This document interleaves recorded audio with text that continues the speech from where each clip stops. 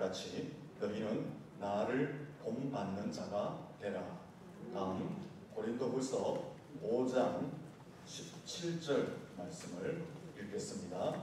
그런즉 누구든지 그리스도 안에 있으면 새로운 피조물이라. 이전 것은 지나갔으니 보라 새 것이 되었도다. 아멘. 할렐루야. 앞에 잡아 인사할까요? 잘 되고 있습니다. 잘 되고 있습니다. 한 번 더 인사하겠습니다. 앞에 좌우로 당신은 예수님 안에서 새로운 피조물이 되셨습니다. 인사하시고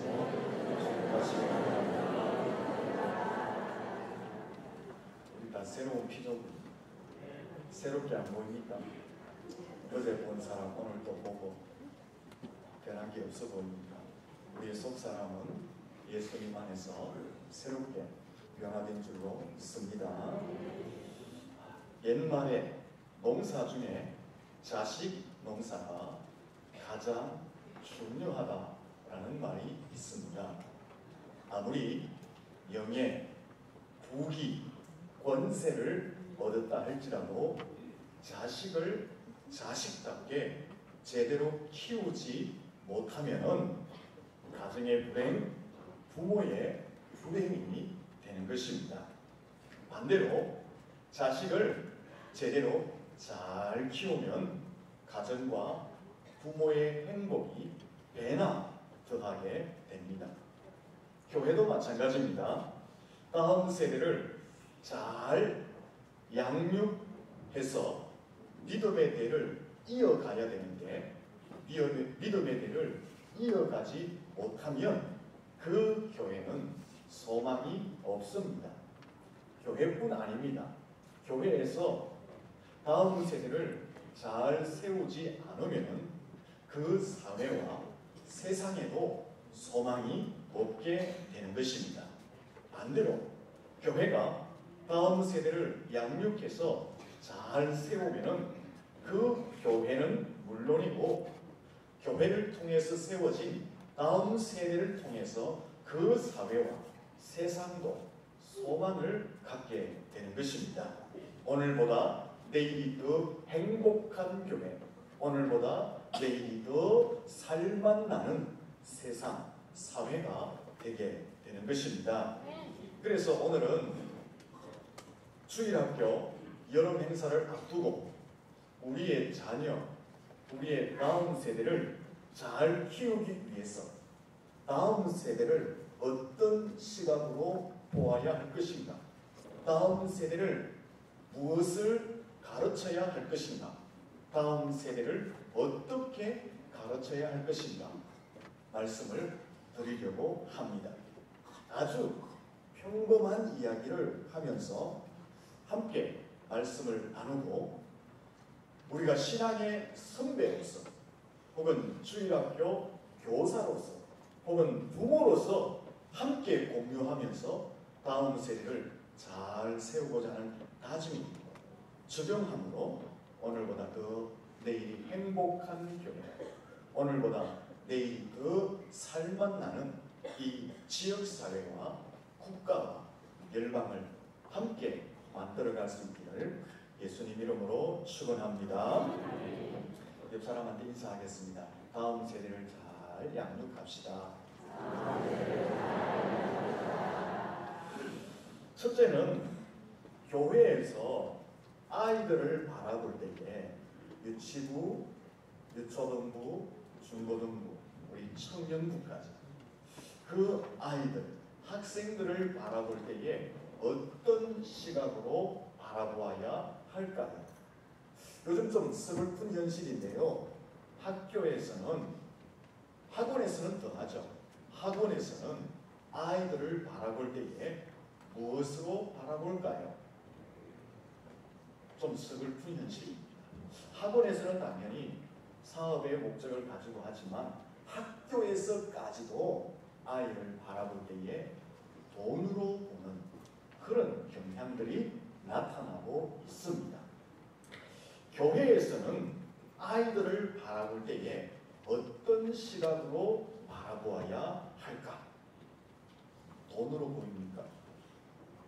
교회에서는 돈으로 보지는 않는 것 같습니다.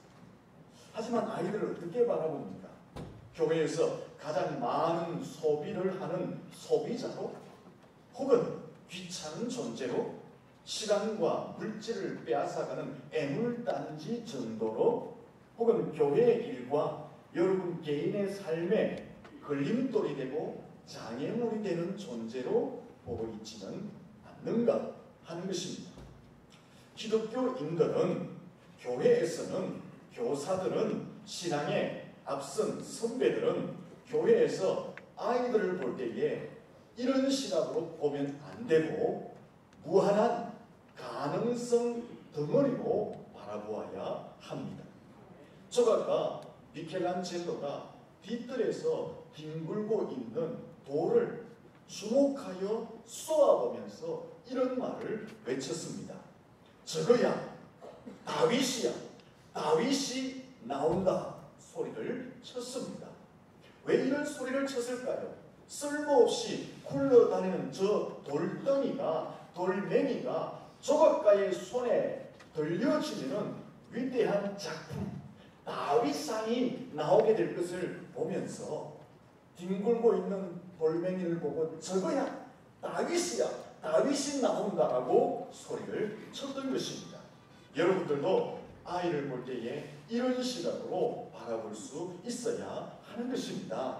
아이를 볼 때에 다윗이 보인다, 모세가 보인다, 솔로몬이 보인다, 드보라가 보이고, 한나가 보이고, 베드로가 보이고, 바울 사도가 보인다라고 그런 시각으로 볼 수 있어야 하는 것입니다. 아이들을 볼 때 위대한 정치가가 보여지고, 교육가가 보여지고, 예술가가 보여지고, 스포츠 스타가 보여지고, 과학자가 보여지고, 수학자가 보여지고, 철학자가 보여지고, 하나님 앞에 귀하게 쓰임받을 믿음의 사람들이 여러분의 시각에서 보여져야 하는 것입니다.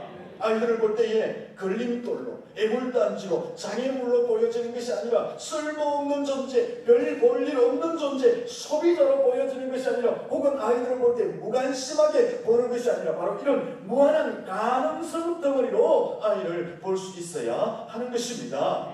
왜 이런 시각으로 바라봐야 합니까? 쓸모없는 돌도 조각가의 손에 딱 붙들려지면은 예술품이 나오는 것입니다. 시인의 손에 볼펜이 들려지면 위대한 시가 나오게 되는 것입니다. 하얀 백지가 화가의 손에 들려지면 아름다운 작품이 나오게 되는 것입니다. 마찬가지입니다. 아이들이 하나님의 손에 붙들리면 탁월하고 위대한 사람들로 세워지게 되는 것입니다. 그래서 아이들을 볼 때는 무한한 가능성 덩어리로 볼 수 있어야 하는 것입니다. 아이들뿐 아닙니다. 여러분 자신을 향해서도, 여러분 자신을 바라볼 때 나는 무한한 가능성 덩어리다, 그런 믿음의 눈으로 볼 수 있기를 축원합니다. 나 자신으로는 할 수 없지만 하나님이 나를 붙들어주시면 하나님 앞에 탁월하고 위대하게 존귀하게 쓰임받게 될 줄로 믿습니다. 그러므로 기독교인들은 자신을 바라볼 때도 마찬가지고 아이들을 바라볼 때도 무한한 가능성 덩어리로 보아야 합니다. 왜? 하나님이 붙들어주시면 가능하기 때문에 그런 줄로 믿습니다. 아이들이나 우리 모두는 흙 한 덩이로 만들어진 연약한 존재들입니다. 깨어지기 쉬운 존재들입니다. 상처받기 쉬운 존재들입니다. 사실은 흙 한 덩이 때문에 별로 가치 있지도 않습니다. 하지만 무한한 가능성을 가진 존재들인 줄로 믿습니다. 우리 자체는 흙 한 덩이에 불과하지만 이 흙 한 덩이를 하나님이 붙들어 주시면 위대하게 쓰임받게 될 줄로 믿습니다. 여러분 자신도, 그리고 여러분의 자녀들도 우리의 다음 세대를 바라볼 때 하나님 손에 붙들리면 위대한 가능성을 나눌 수 있는 그런 존재로 바라볼 수 있기를 축원합니다. 이제 아이들을 바라볼 때 어떻게 봐야 됩니까? 아이고 속썩이는 놈, 저는 좀 길을 들여줘야 되겠다, 이런 것도 필요하겠지만 아이들을 바라볼 때에 크게 될 놈, 위대하게 될 놈, 역사의 주역이 될 놈, 놈이라고 했으면 죄송합니다. 장대케 되고 왕성케 되고 마침내 거부가 되어서 존귀하게 쓰임받을 하나님의 사람, 축복의 통로, 기적의 통로, 은혜의 통로, 예수 그리스도의 사랑을 전하는 사랑의 통로가 될 존귀한 존재로 여러분의 눈으로 볼 수 있기를 축원합니다. 아이들을 바라볼 때 뒤로 넘어져도 뭐가 안 깨질로? 뒤로 넘어져도 코가 깨지잖아요. 근데 우리 아이들은 뒤로 넘어져도 코가 안 깨져요. 앞으로 넘어지면 땅이 보이니까 금덩이를 주물고 이렇게 좀 더 긍정적으로 아이들을 바라볼 수 있기를 축원합니다. 자, 그러면은 이 아이들이 크게 쓰임받고 위대하게 되려면 하나님의 손에 붙들림을 받아야 되잖아요. 아이들 자체는 약하단 말이에요. 어떻게 하면 하나님의 손에 붙들림을 받을 수 있을까? 누가 이 아이들이 하나님의 손에 붙들리도록 그 역할을 해줄 것인가? 라는 것입니다. 누가 하나님의 손에 아이들이 붙들리도록 그 역할을 할 수 있습니까? 먼저 앞선 세대, 교사들, 부모들이 그 역할을 해주어야 하는 것입니다. 그래서 저는 앞선 세대를 혹은 교사들을, 부모들을 다리와 같은 사역을 하는 사역자라고 말하고 싶습니다. 어느 기자가 유대교 학교에 가서 유대 청년들에게 질문을 던졌습니다. 너희들이 가장 존경하는 인물이 누구냐? 유대 청년들이 나는 랍비를 가장 존경합니다 라고 말했습니다. 왜? 이 랍비는 그들의 종교 지도자입니다. 왜 랍비를 존경하느냐 라고 물었을 때에 그 유대 청년들이 이렇게 대답했습니다. 그에게 가면 답이 있습니다. 자신과 시해 사이에, 자신과 인생 사이에, 자신과 하나님 사이에 답이 있습니다. 그에게 가면 모든 답을 풀어줍니다. 그래서 우리는 랍비를 존경합니다 라고 대답을 했습니다. 결국 랍비는 어떤 역할을 했습니까? 청소년과 인생 사이에, 청소년과 하나님 사이에 다리 역할을 해주었다라는 것입니다. 우리 신앙의 선배들이, 교사들이 혹은 부모들이 아이들에게 이런 역할을 할 수 있기를 축원합니다. 답을 주는 앞선 세대가 되어야 하는 것입니다. 다른 말로 하면 다리가 되어주는 역할을 감당해야 하는 것입니다. 누구와 누구 사이, 예수님과 아이들 사이에, 교회와 학생들 사이에, 인생과 학생들 사이에, 삶과 학생들 사이에, 신앙과 학생들 사이를 연결해주는 다리 역할을 앞선 세대가, 교사들이, 부모들이 해주어야 한다라는 것입니다. 이 다리 역할을 잘해주면은 우리의 다음 세대는 누구에게 붙잡히겠습니까? 하나님께 붙잡히게 되는 것입니다. 하나님께 붙잡히면은 위대하게 쓰임받을 수 있게 될 줄로 믿습니다. 다리라는 것은 어떤 것입니까? 마을과 마을을 연결해주는 연결고리입니다.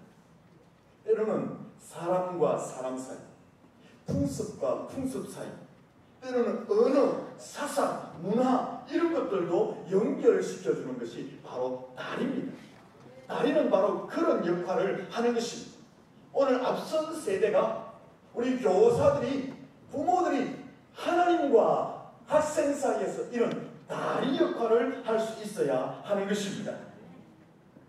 아이들이 하나님하고 자신 사이를 연결하기만 하면, 하나님의 손에 붙들리기만 하면 아이들의 인생은 변화될 줄로 믿습니다. 그러면 다리 역할을 잘 하려면 어떻게 해야 될까요? 다리 역할을 잘 하려면 저는 오늘 좀 평범한 이야기를 한다고 말씀드렸습니다. 아이들의 코를 풀어주면 됩니다. 옆 사람한테 인사하십시오. 아이들의 코를 풀어주자. 여러분, 우리 여기 아이들 쫓아다니는 애들 보세요. 뭐 묻히고, 뭐 바르고, 뭐 땀나고 이런 아이들 보면 어떻게 하라고요? 닦아주자. 더러운 놈 하지 말고 닦아주자. 닦아줘요. 미국의 어느 주일학교 선생님이 주일날 교회를 가다가 골목에서 놀고 있는 4명의 아이를 낳았습니다. 우리 어릴 적에 골목에 놀 때 주로 뭘 달고 놀았습니까? 요즘 아이는 코가 없어요. 다 그 누런 거 하나씩 달고 하면 싹 올라가고 좀 이따 내려오면 한번 싹 올라가고. 옛날에 그랬다. 이 코를 막 이렇게 쭉 흘리면서 놀고 있는 아이를 전도를 해가지고 교회로 데리고 갔어요. 그리고 그 아이들을 사랑으로 베풀어 주시고 그들에게 말씀을 전해주고 했어요. 근데 그 아이들일 때는 그들의 믿음이 아주 겨자씨만한 믿음이 심겨졌습니다. 아주 보잘것없는 미미한 그 믿음이 그들에게 심겨진 거예요. 근데 한 30수년이 지났어요. 30수년이 지났는데 이 선생님에게 4통의 생일 축하 전보가 날아간 거예요.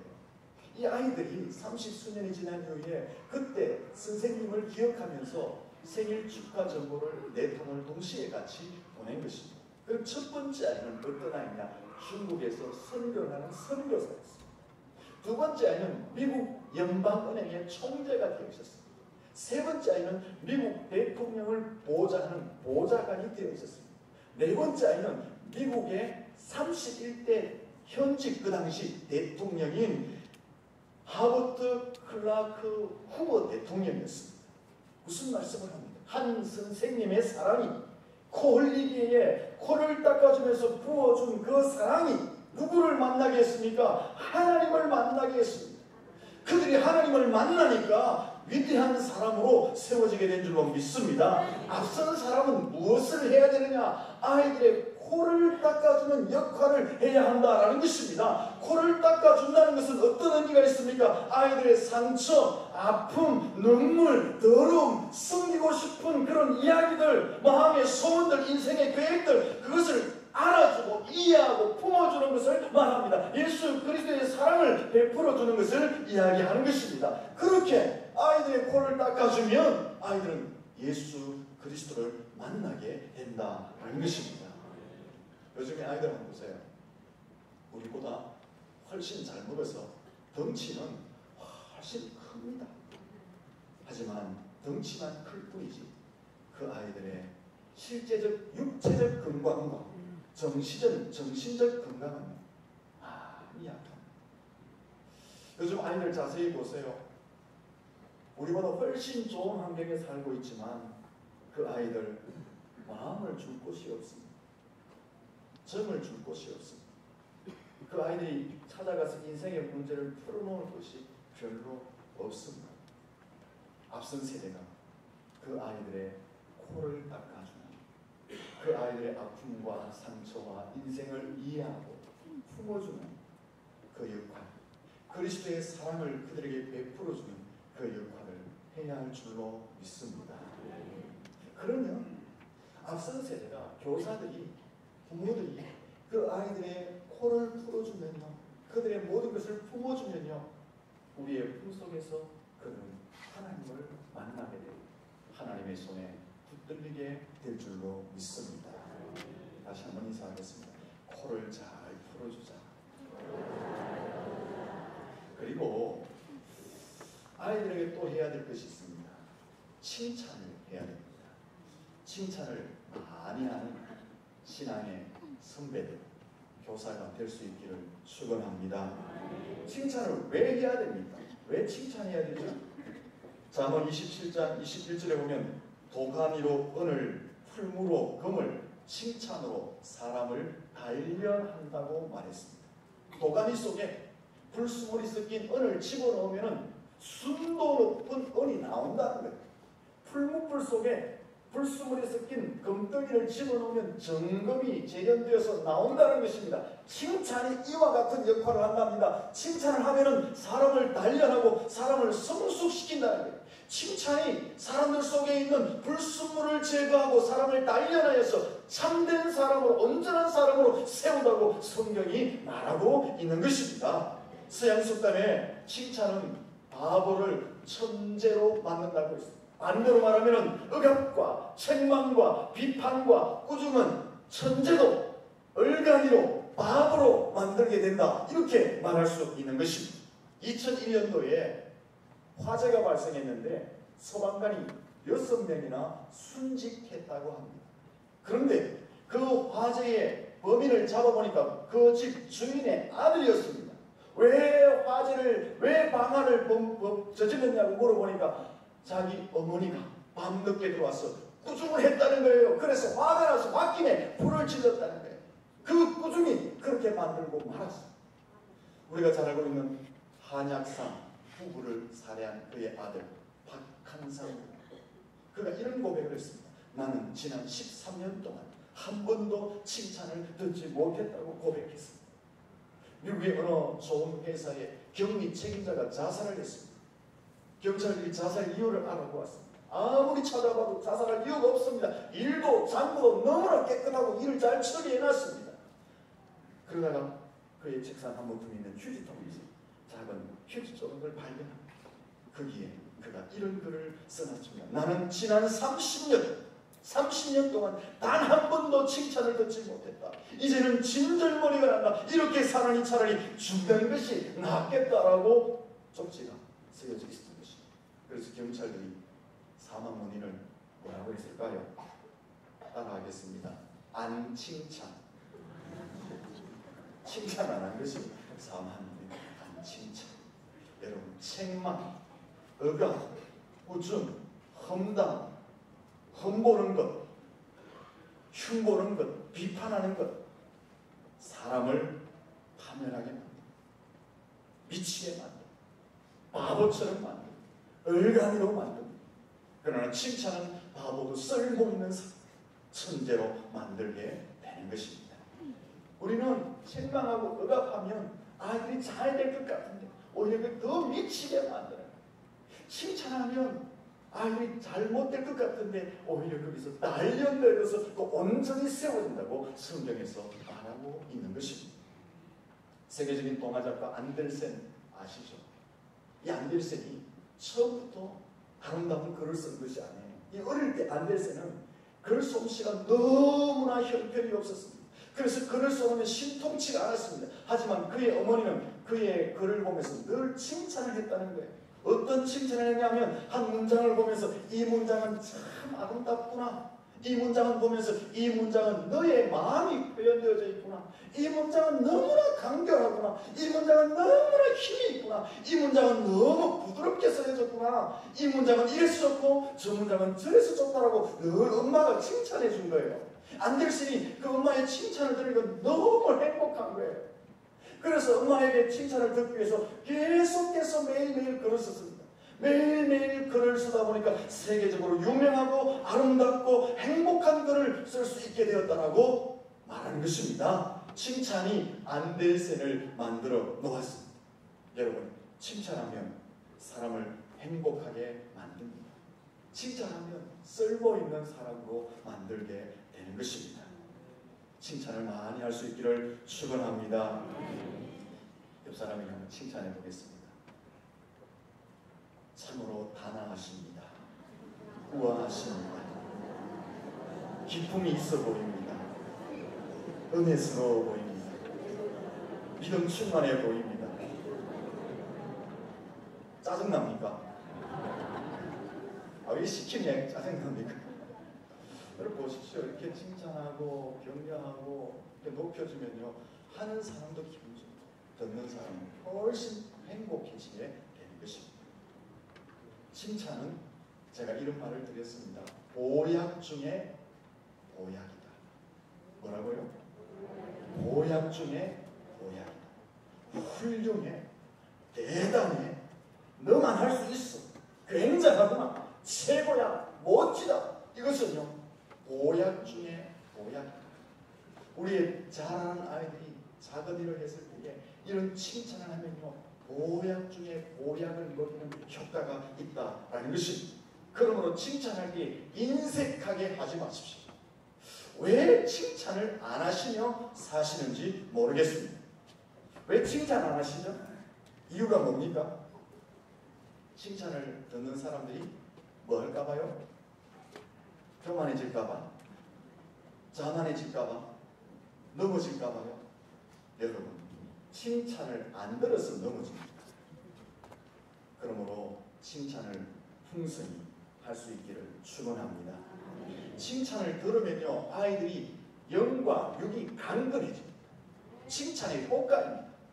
칭찬을 들으면 아이들이 당당해집니다. 아이들이 자신감을 갖게 됩니다. 칭찬을 받으면 더욱더 잘하려고 노력하게 된다는 것입니다. 그래서 칭찬해준 그 당사자를 고마워하게 되는 것입니다.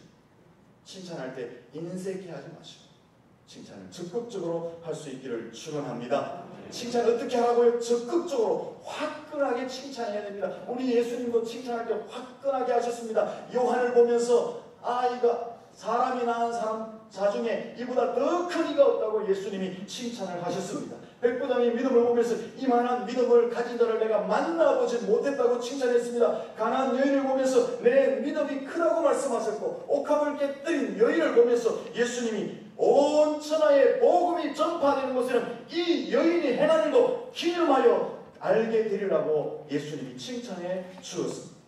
예수님이 칭찬을 화끈하게 하신 것처럼 우리들도 다음 세대 아이들에게 칭찬을 화끈하게 할 수 있기를 축원합니다. 칭찬하면 바로 쓰게 되어 있습니다. 여러분, 요즘 유치부 아이들이나 유초등부 아이들이 저를 많이 따라다니잖아요. 제가 얼마 전에는 말도 겨우 하는 한 3살 된 여 아이에게 좋은 것을 가진 수단을 다그려서 하면서 목사라고 부르지 말고 오빠 며칠 동안은 나를 비웃더라고요. 네가 무슨 오빠냐. 근데요 어느 날 왔으면 저보고 오빠. 그리고 어제는요 저 멀리서 나를 보더니만 소리는 안 치고 입술로만 잘해주면요 아이들이 그렇게 신이 나는 거예요. 아이들한테요 제가 오빠가 됐어요. 근데 이런 아이들을 섬기고 칭찬하고 잘해주는 거는요, 이런 것은 마귀의 세계는 얼마나 사단의 세계는 흠을 보고 비난하고 책망하고 이렇게 하나 봐요. 그렇게 하면 결국 누구를 못 만납니까? 하나님을 못 만나요. 하나님을 못 만나면 파멸하게 되는 것입니다. 우리나라 사람들이 제일 안 되는 것 중에 하나가 뭡니까? 남을 칭찬하는 것, 세워주는 것. 이거 참 인색합니다. 그러면서 잘하는 것이 있어요. 우리나라 사람들은 뭘 잘합니까? 흠집내는 것, 깎아내리는 것. 참 안타깝습니다. 이런 사회, 이런 민족, 이런 국가에는 소망이 없습니다. 아울러서 이런 주일학교, 이런 교회도 소망이 없게 되는 것입니다. 사람을 세워주고 칭찬할 때 그곳에 소망이 싹트게 될 줄로 믿습니다. 이런 말 한번 드렸죠. 찬 운동. 다음 따라 하겠습니다. 찬 운동. 이게 뭐라고요? 노래 부르는 하루 3명 이상에게 한 번씩 뭐 하는 거예요? 칭찬. 이제 교회 오면 이 찬 운동을 했으면 좋겠습니다. 아이들을 바라볼 때 올 때마다 그 아이의 모습을 보면서 칭찬합니다. 성도님을 볼 때마다 칭찬합니다. 교회 올 때마다 한 사람이 3번씩만 칭찬하면 교회 분위기가 어떻게 되겠습니까? 여기 300 수십 명이 모여서 예배드리는 우리 어른들만 한 사람이 3번씩 칭찬하면 1000번이 넘어가.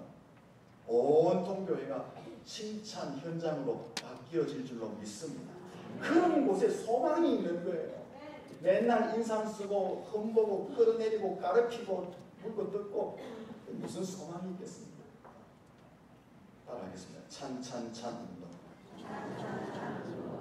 그러다가 뭐 찬 노래 부르면 곤란해.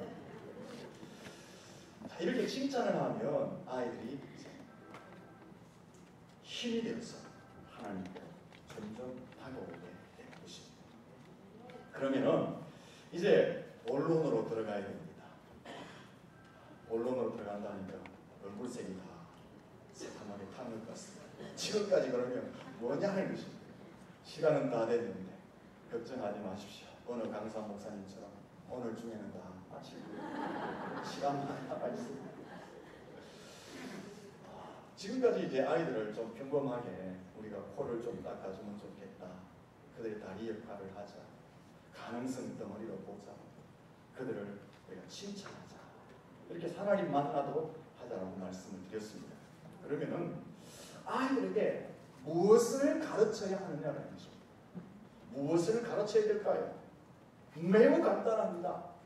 예수 그리스도를 가르쳐야 할 줄로 믿습니다. 왜 예수님을 가르쳐야 됩니까? 사람을 본질적으로 변화시키는 동력이 예수 그리스도이기 때문에 예수 그리스도를 가르쳐야 하는 것입니다. 여러분, 사람과 인생은 잘 변화되지 않습니다. 제가 사람과 인생이라는 말을 들여서 좀 구분해봤어요. 저 나름대로 그냥 생각한 거예요. 사람이라고 할 때는 성품, 습관, 인격, 생활 태도 뭐 이렇게 좀 구분해봤고요. 인생이라고 할 때는 계획, 목적, 방향, 가치관, 뭐 생명 이런 것들로 좀 구분을 해봤어요. 이 사람과 인생을 변화시키는 동력이 무엇이냐? 바로 예수 그리스도라는 것입니다. 그래서 아이들에게 가르쳐야 할 핵심이 뭐냐? 예수 그리스도를 가르쳐야 합니다. 왜? 아이들이 예수를 만날 때에 근본적인 사람과 인생의 변화가 일어나기 때문에 그렇습니다. 여러분, 변화는 억압이나 처벌로 변화되지 않습니다. 철학이나 학문이나 어떤 수행이나 돌을 닦음으로 사람과 인생이 변화되는 것은 아닙니다. 경찰청에서 이런 발표를 했습니다. 1980년도에는 재범률이 약 30%가 되었다가 2000년대가 들어오면서 재범률이 64.3%가 되었다가 약 20년 사이에 재범률이 2배나 늘어났습니다. 그런데 20년 사이에 어떤 일도 있었느냐? 구치소도 더 만들고 감옥도 더 만들고 교화 방법도 더 강력하게 법도 더 강하게 만들어놨습니다. 무엇을 이야기합니까? 교도소를 많이 만들고 구치소를 만들고 법을 강화하고 교화 방법을 강화한다고 사람이 변화되는 것이 아니라는 것입니다. 오히려 재범률이 2배나 더 많아지도록 하였습니다. 산은 산이요 물은 물이라 하고 죽으신 유명한 스님이 있습니다. 그분의 고백의 내용이 뭐라고 설명드렸습니까? 수십 년이 지나도 산은 그대로이고 강은 그대로인 것입니다. 저 산이 그대로인 것처럼 저 강이 그대로인 것처럼 인생도 그대로더라라는 것입니다. 무슨 인생이요? 죄된 인생. 근본적으로 잘못된 인생의 이 섭성들이 내가 고행을 하고 내가 수행을 하고 내가 철학을 하고 내가 많은 학문을 통달해 보았지만 지금 내 인생을 돌아보니까 여전히 그 모습 그대로 있더라 하고 산은 산이요 물은 물이하고 돌아가신 거예요. 솔직한 고백을 한 것입니다. 무엇을 이야기합니까? 어떤 제도나 억압이나 어떤 철학이나 수행이나 어떤 수학을 통해서 학문을 통해서 인생이 변화되는 것이 아니라는 것을 대변해주고 있는 것입니다. 그래서 사도 바울은 깨달았잖아요. 고린도후서 5장 17절에서 사람을 새로운 피조물로 변화시키는 동력이 뭐냐? 예수 그리스도라고 사도 바울이 고백한 줄로 믿습니다.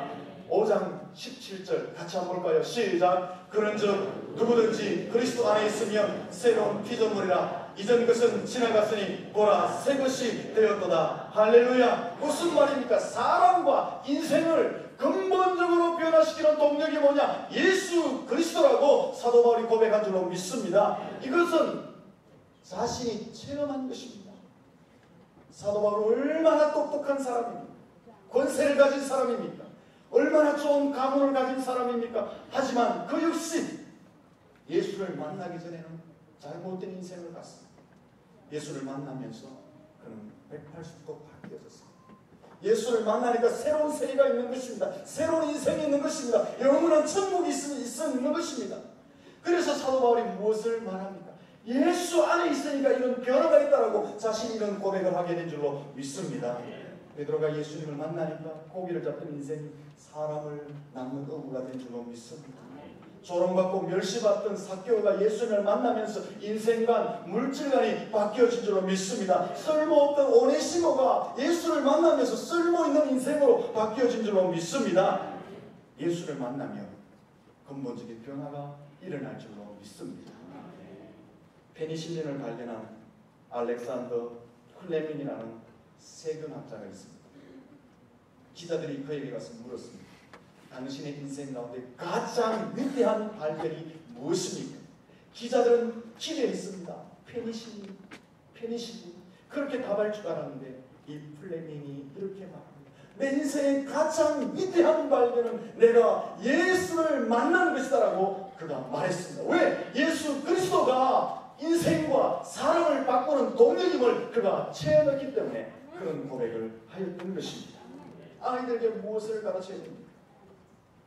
많은 것을 주고 만들어주고 갖추어줘야 하지만 핵심적으로 예수 그리스도를 가르쳐야 할 줄로 믿습니다. 예수를 만나게 해야 될 줄로 믿습니다. 예수를 발견하도록 도와줘야 할 줄로 믿습니다. 왜? 예수 안에 근본적인 변화가 일어나기 때문에 그렇습니다. 그러면은 마지막으로 예수를 어떻게 만나게 해줄 수 있느냐 하는 것입니다. 어떻게 만나게 해줄 수 있겠습니까? 우리의 지식과 우리의 말자랑과 우리의 물질과 좋은 환경을 갖추어 주므로 예수를 만나게 해줄 수 있을까요? 필요한 것들입니다. 그러나 더 중요한 것은 앞선 세대나 교사들이 오늘 보여주는 것인 줄로 믿습니다. 그러면 그들이 예수님을 만나게 되는 것입니다. 시간 좀 가지만요. 꼭 말씀드려야 돼요. 저는 여러분들보다 고집이 조금 더 많아요. 대구에 가면 큰 교회에 원로 목사님이 계세요. 그분은 지금 돌아가셨어요. 근데 그분 얼마나 유명한지 몰라요. 그런데 그분의 자녀들 중에 교회 안 가는 자녀